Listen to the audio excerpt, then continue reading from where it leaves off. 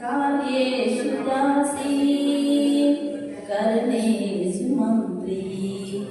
भोजेषु माता शयनेषु रम्भा अपरूपమైనదమ్మా జన్మ ఆ జన్మకు పరిపూర్ణత ఇల్లాలమ్మా అపురూపమైనదమ్మా జన్మ ఆ జన్మకు పరిపూర్ణత ఇల్లాలమ్మా మగవాడి బ్రతుకులో సగపాలు తనదిగా జీవితం అంకితం చేయగా అపురూపమైనదమ్మా జన్మ ఆ జన్మకు పరిపూర్ణత ఇల్లాల